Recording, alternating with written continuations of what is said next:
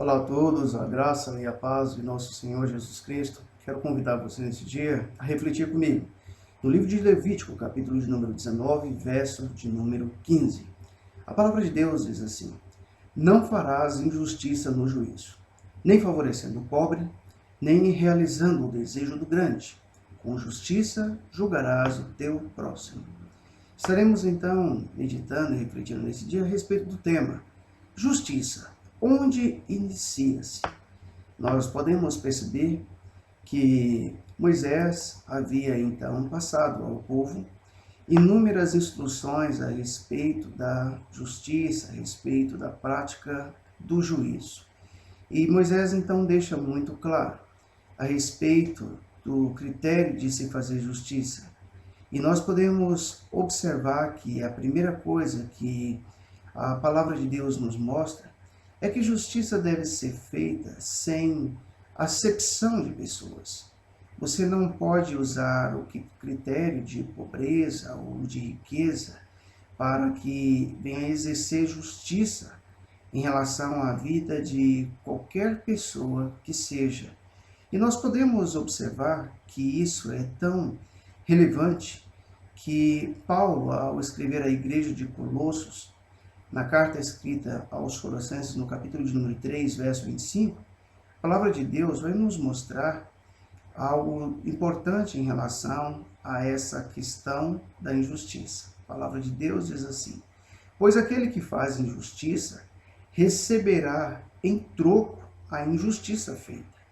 E nisto não há acepção de pessoas. Então perceba você que aquele que faz injustiça, mais cedo ou mais tarde, essa pessoa também estará recebendo injustiça como o troco, como recompensa daquilo que fez. E o apóstolo Paulo então nos reforça essa ideia de que não deve haver acepção de pessoas.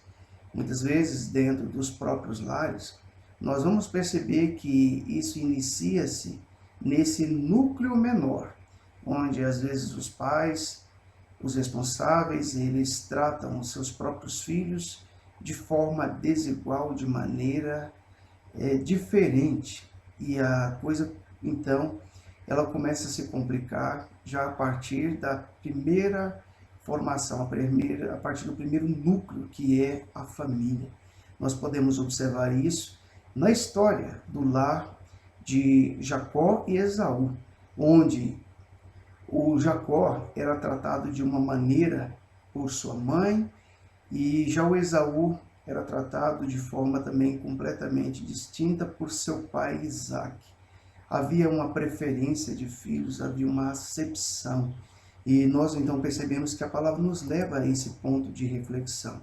E muitas vezes é justamente por conta dessa formação dentro dos nossos lares que nós vamos experimentar de algo terrível, o qual acaba afetando a coletividade, que é a promulgação de leis injustas.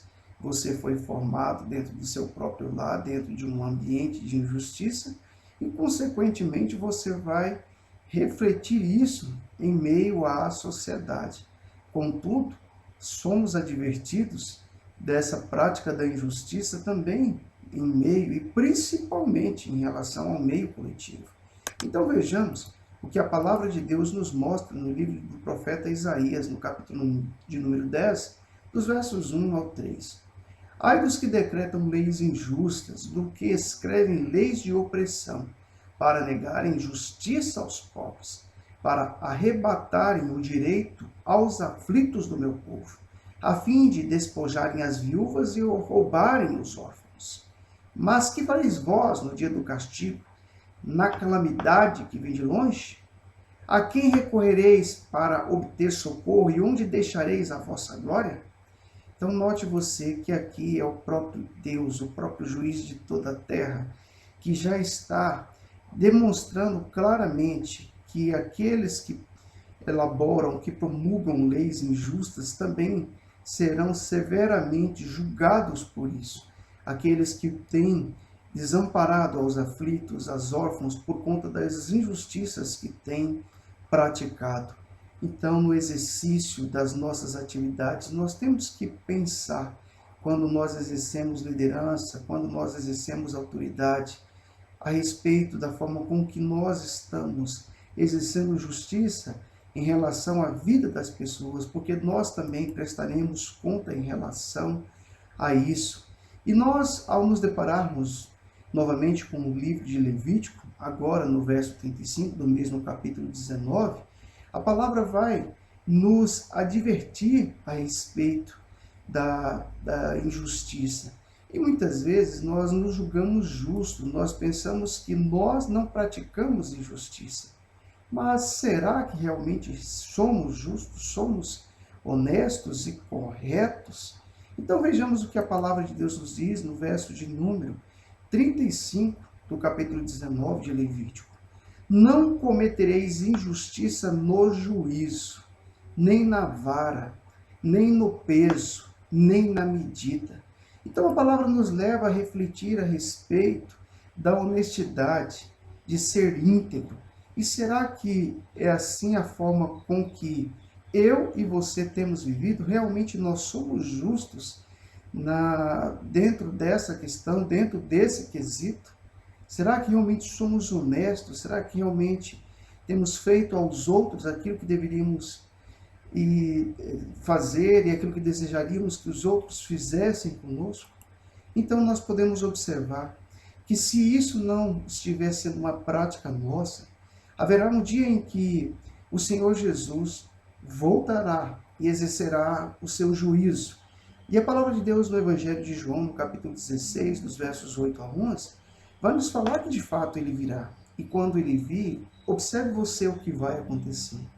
Quando ele vier, convencerá o mundo do pecado, da justiça e do juízo. Do pecado, porque não crê em mim.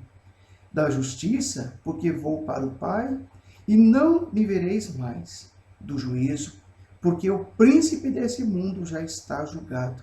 Então nós podemos observar que dessas três coisas o Senhor Jesus estará operando o seu juízo, a sua justiça. O Senhor Jesus estará então operando dessa maneira, nos mostrando, convencendo o mundo a respeito do pecado, e esse pecado porque muitas pessoas não têm dado a ele a sua devida credibilidade e crença. Da justiça, porque diante de tudo que Jesus viveu, ele estava indo agora para o Deus Pai. E do juízo, porque ele começa seu juízo exercendo em relação ao príncipe desse mundo, em relação ao próprio diabo. E nós, então, temos a oportunidade de, a partir dessa premissa básica, fazermos o que é certo. E o que então nós devemos fazer? Na primeira carta do apóstolo João, no capítulo de número 1, verso 9, ele nos dá a dica do que nós precisamos fazer. E o que eu e você precisamos fazer? Se confessarmos os nossos pecados. Ele é fiel e justo para nos perdoar os pecados e nos purificar de toda injustiça. Que eu e você possamos então perceber aonde inicia-se a justiça e a partir disso nós possamos colocá-la em prática em nossas vidas. Que Deus em Cristo Jesus nos abençoe.